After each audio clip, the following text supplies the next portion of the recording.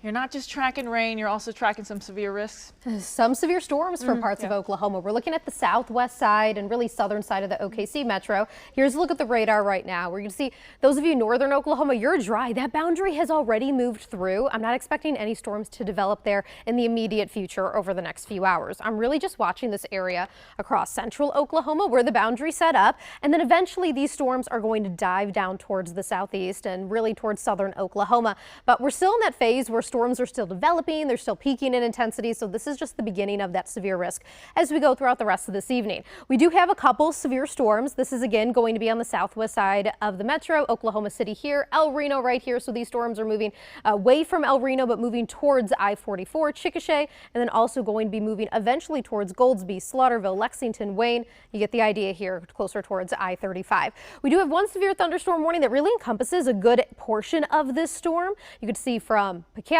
down towards Chickasha, down towards Anadarko. Strong winds, that's going to be the potential here. We do have storm chaser Shane Helton. He has been out watching these storms closely for us, and here's his view here. Shane, you're telling me that winds you've seen so far around 40 miles an hour?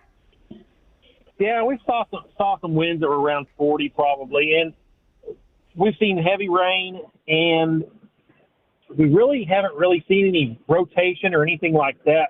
I know we were watching for wall clouds and stuff like that. And, you know, we've seen some lowering stuff, but nothing that was really majorly concerning. So right now, that's good. We haven't seen anything that is really concerning. In fact, we thought we were going to see some hail, and we didn't even see it except for some just teeny tiny stuff that just really, you wouldn't even hardly feel it if you were standing out in it. So it's really small. But other than that, just some good old heavy rain and a lot of cloud to ground lightning.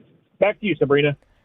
Well, we will absolutely take the rain in areas that need it. Of course, we don't want the severe weather, Shane. We appreciate you being out. Let's take radar in full so I could give everyone an idea here of where these storms are, where they are going to be moving. Again, watching the area near Chickasha just a bit closely, just for some strong winds, potentially 60 to 70 miles an hour. Shane is on the northern fringe of this. He said some winds around 40, but I'm watching for that high wind potential. Moving just a bit farther towards the north. Yes, there's been some storms from Belmar Golf Club near Moore and Norman, and then pushing back towards Mustang, Union City, and Minco. Heavy rain with that. No severe storms at the moment. But again, watching this closely because we're still looking at more development back towards the west from Gotebo towards Sentinel, Granite, all the way down towards Hollis. So this entire complex is going to be diving down towards the southeast. And I want to show you where that severe thunderstorm watch is because that's where we're watching for that high wind potential up to 70 miles an hour.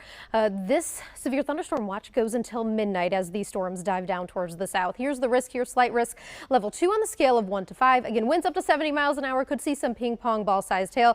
Overall, that tornado risk, it is very low for today. Not zero, but it is very low. As we walk through our predictor, we get to 7, 8, 9 o'clock. That big complex of storms is a bit farther into southern Oklahoma. Still watching for some strong storms in our far southern counties by about 11 o'clock midnight. I think after midnight, 1, 2, 3 a.m., we really start to see that weaken quite a bit.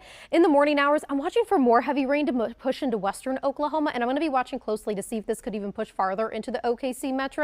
Overall, we'll be watching for that heavy rain threat for the early morning hours for your Monday. As we get into the afternoon, we really start to dry out just a bit more. And overall, we're really just watching for the next about 12 to 24 hours. That cluster of storms, like I said, diving down towards the south, watching for that severe risk until midnight. Also, a lot of heavy rain flood watch until early in the morning. Outside right now, it's pretty calm outside, but those temperatures not too bad. 71 right now in OKC, a lot of 70s and 80s, especially northern Oklahoma. Not too bad to see 75 in OKC this time of year. We go overnight for tonight. You're seeing a lot of 60s on the map. Not too bad of an overnight. That means our temperatures tomorrow going to be feeling pretty comfortable in the afternoon. We're dropping down to right into the low 80s. So not too bad to see that, like I said, especially for the beginning of July this time of year. Watching for that severe threat through the rest of this evening, that heavy rain in the morning, and then we actually have a pretty dry end to the week.